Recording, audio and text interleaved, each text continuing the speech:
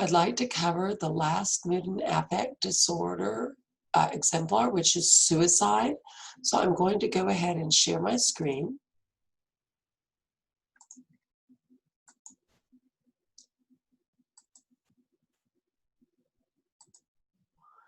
All right, this is the worst outcome that happens when somebody has major depressive disorder, bipolar disorder, postpartum depression.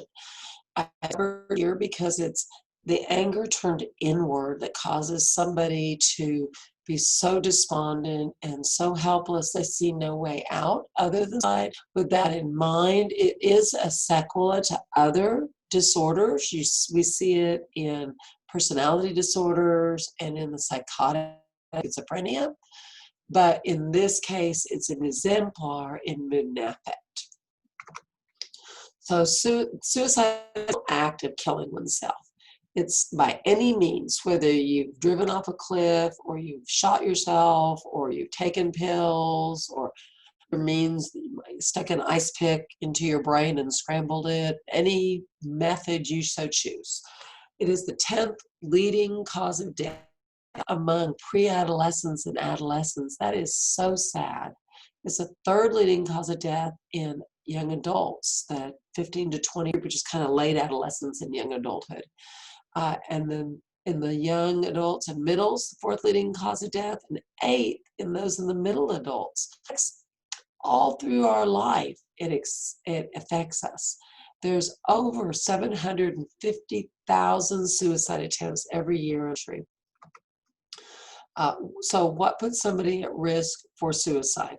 Somebody who has a comorbidity of a psychiatric, somebody who's using substances as a coping mechanism, especially those that have become dependent on those substances. Men, more than women, late teens, increasing all the way up to age 60. Race, religion, profession, late teens issue, I want to talk about that. Even though if we look at the previous slide, it talked about it's the fourth leading cause of death in children. Well, adolescents, you have to look at the reasoning that we say it increases with age is because children don't. So the things that they die from, this moves up the list, whereas people at 60 die from a lot of things. So it might be a list, but they have a lot of other comorbidities, much more than the child does. So it's a statistical thing for why it's higher or lower on the risk. The age group. So the late teens, race affects suicide, religion affects suicide, and spiritual beliefs actually decrease suicide attempts because of that, the spiritual beliefs, punishment or not punishment, the particular spiritual and cultural belief systems about consequences from suicide, the impact. So those kinds of things can really change and decrease or increase suicide risk. Somebody who's chronically illness that probably has a bad outcome are more likely to commit suicide. People with a family history, personal history, or depressive disorder, or people with a family history of suicide are more likely to commit suicide themselves. They've seen it or felt exposed to it. They've experienced the losses as a result of it, and they've learned it as a coping mechanism.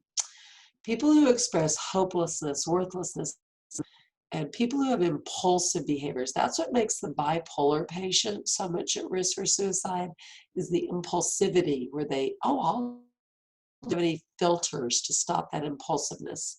And also people without a support system, people without somebody to stop them or to talk to or talk them through these severe episodes. So the percentage of suicide disorders listed here. If somebody has major depressive disorder or bipolar, that's 50% of our suicides. People with substance abuse, 25% of suicides. People with schizophrenia, 10% of suicides. And people with personality disorders, that's 5% of suicide. Bipolar patients. I'm not bipolar, I'm sorry. Borderline personality disorders. I apologize. So, families, we know that low serotonin levels are linked to depressed mood.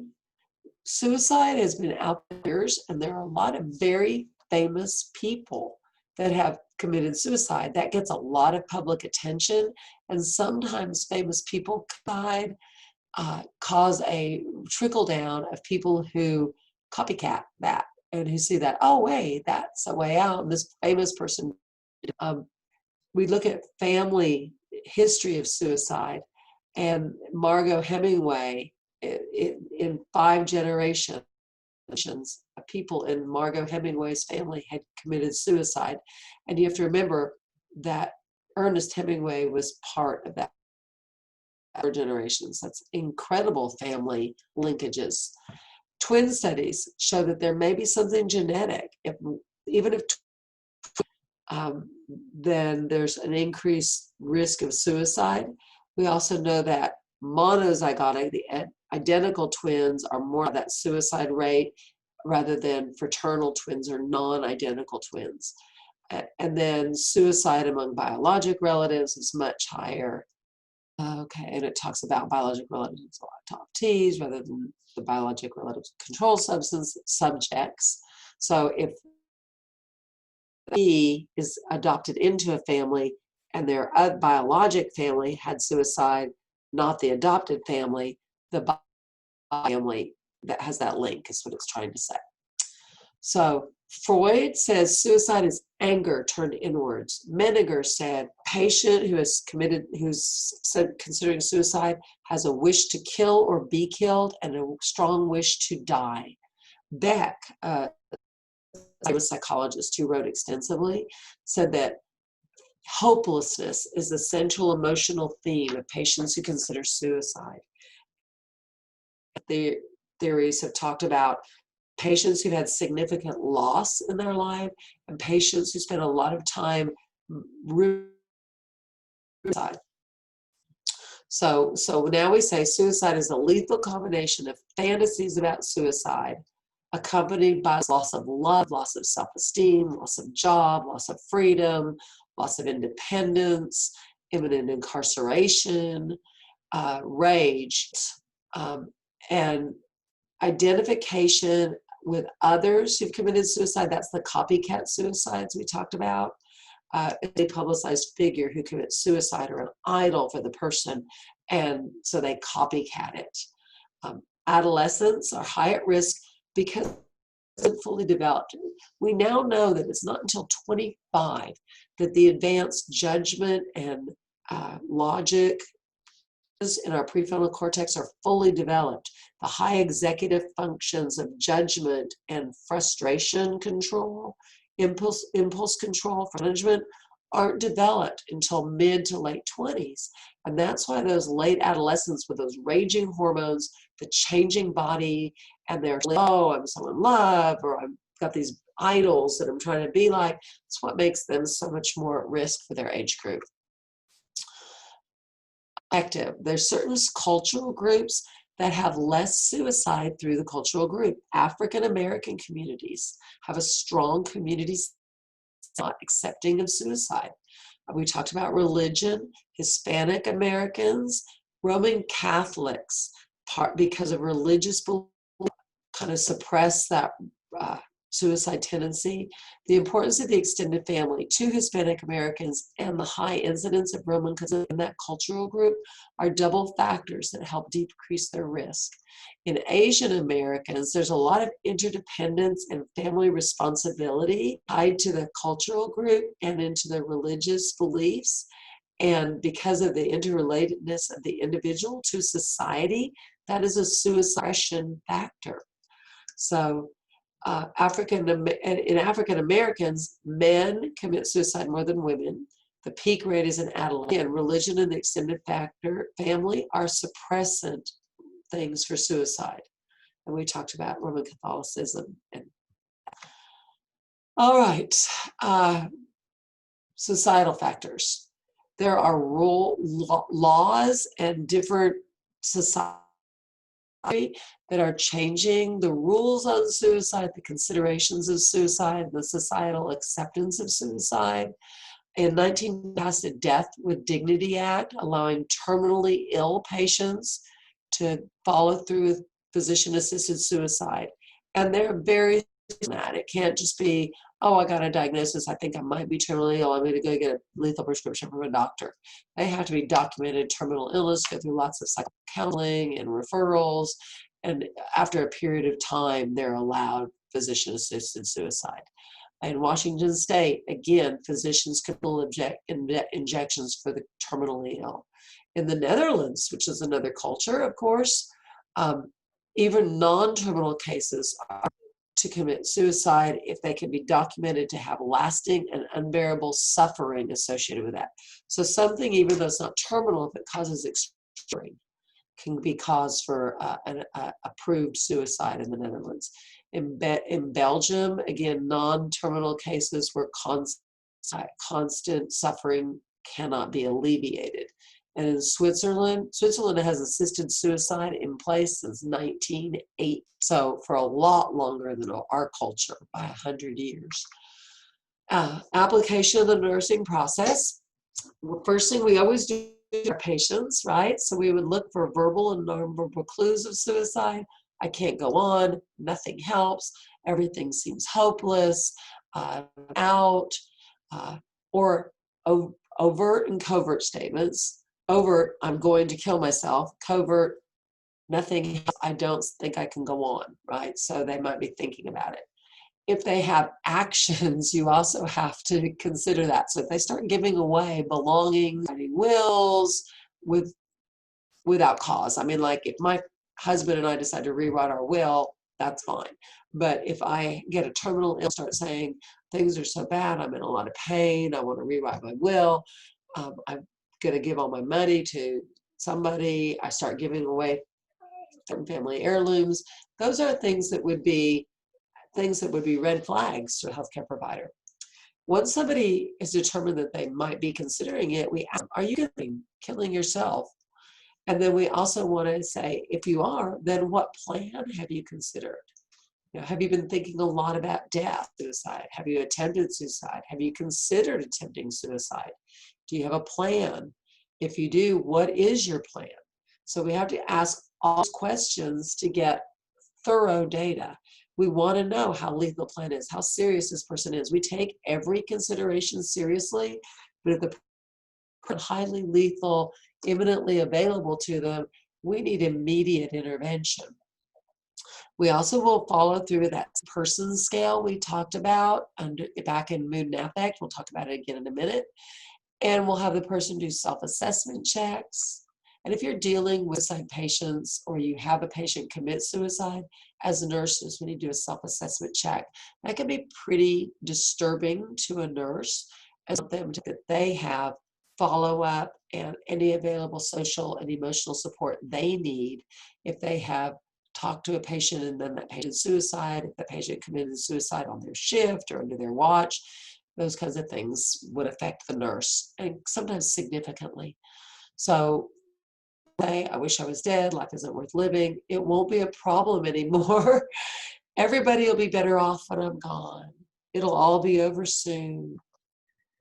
Then the overt and covert, you know, and it talks about how obvious those things are. Then lethality. What's lethal? This is the order that's considered highly lethal. A gun, jumping off a. So if you say, I'm going to jump off the roof of my one-story house, that's less lethal than jumping off a skyscraper in downtown Dallas. But you want jumping off, hanging themselves, carbon monoxide poison, locking yourself in the garage with a car that's running, those kinds of things, because it takes longer and there's rescue, right? If very rarely who somebody jumps off a 27-story building, are they rescued on the way down? If somebody locks themselves in a garage there's a chance they might be found. So it's less lethal than a gun or a jump.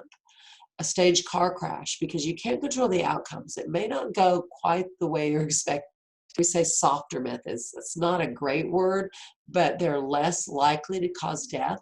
Slashing your wrists, ingesting pills, and inhaling a furnace, those kind of things. Um, Slashing risk quite often is less lethal because people don't understand the anatomy and they do it wrong. But also, again, with each of those other three, it takes longer to die. There's a chance of rescue. You also want to look at a time they can't be rescued or if the time they can be rescued. So if a patient has attempted suicide and they took a truckload of pills 15 minutes before their spouse was due home from work, they did it at a time a rescue would be imminent. But if they did that when nobody was expected to be home and there was no chance of being found, then that's a different discussion on lethality and their chance of success. All right, I have a close friend who committed suicide. It was pretty tragic, but we talk about planality. She was a nurse, and nobody had a clue anything was wrong, but she fought it out. She went home, she threw with sheets of plastic. She put a note on the door instructing whoever came home first to notify the sheriff's department before anybody herself in her tub with the walls lined with bathrooms. She wanted cleanup to be easy for her family, and she didn't want her children to that. They wanted to call the sheriff before anybody came in the door. It was so well thought out. It was pretty scary and pretty eerie to think about others at a time she was so despondent and so low and so isolated. So you can see the thought processes of people. She was going to go through with it, but wanted to care for others anyway. She cared about others. It was herself that she felt was worthless and helpless and whatever was the future. She had just gotten a terminal diagnosis. And actually, nobody else in her family really knew about it, concealed it. So anyway, when the proposed method is available, it's more serious. So we talked about the lethality. And if the person is experiencing a psychotic episode, they're at high risk, they don't have logical thought, they don't have clear understanding of current impulse control, and their judgment is impaired because they don't see things through the screen and the filter of social reality, as they're having delusions, hallucinations, and false perceptions of the episode. Sometimes people have voices in their head: kill yourself, do it now, use a gun, get on the rope, and those overwhelming thoughts and things going on in their head are hard to screen out. The sad person scale, we talked about it back with major depressive disorder, but again, depending on how many points they get for suicide, but they score 0 to 2, go home, but we're going to follow up. If they have 7 to 10, we're going to commit you, get hospitalization. We're going to get immediate intervention and follow-up arrangements. And 3 to 4, we're going to do close follow-up, perhaps consider get up in the hospital. It's line of sight. We'll talk about that in a minute. Levels of intervention. Activities that provide support, information, and education to prevent suicide in our society. Things that give social support, things that teach people what to do when they're feeling helpless and despondent, things that provide information on suicide hotlines and provide multiple societal support and support groups. Those things can help. Secondary is the treatment of a suicide attempt, or somebody's in an immediate suicide crisis. I think I'm going to kill myself. The person on the other end of the hotline is doing secondary prevention. They're preventing the imminent plan and action. Tertiary is caregivers after the suicide. It's pretty traumatic, pretty awful for the family. The guilt that they can experience: was it my fault? Could I have done something? Should I have seen this? What intervention could I have taken? For interventions, it's important that we as healthcare providers work as a team and we all have the same rules when somebody's under our care and on suicide precaution. We understand that line of sight observation with every 10 to 15 minute check. So line of sight means we say somebody's always watching. Every 10 to 15 minutes in the chart, we're documenting exactly what that person was doing. we're going to remove everything that could be a attempt of suicide. But they're not going to get shoelaces. They're not going to get sheets necessarily on their bed. They may not get cosmetics and shampoo, laundry detergent, and things that they can swallow or eat. They'll be supervised anytime they have to use something like that. We'll put them in clothes to be used as a suicide thing. So I wouldn't give them a lace-up shirt or something. You know, we took your shoelaces, but we left a lace-up shirt. Those kinds of things have to be thought through. Counseling, we're going to get them immediately into some kind of counseling circumstances and situation. Immediately going to start talking to a licensed suicide interventionist, psychotherapist, or psychologist. We're going to do health promotion and health teaching, reduction activities, stress reduction intervention, teaching and giving them things that they can be successful with, take purpose and hopelessness. Even things like art therapy, they're design therapies to allow this person a way of expression and to be successful. No matter how beautiful the painting is, it's successful for that person. And we're going to begin immediate pharmacological intervention. They're going to be on antidepressants immediately. But the problem is they take a while to work, right? So we're going to start with anti-anxiety agents, often commonly with anxiety. We'll start that immediate counseling, teaching, and observation to give the meds a chance to work. And then if for any reason for the suicide survivors and for the healthcare workers that may have been around or not, but were victims of that patient as well. We'll facilitate healing. And then the suicide content. This is covered in a chapter in your Barcarolas or Halter's Barcarolas' textbook. Again, the content, 3 chapters. There's a chapter on bipolar disorder. There's a chapter on major depressive disorders and suicide, and all 3 are testable on this content in your textbook and on your exam. Sorry.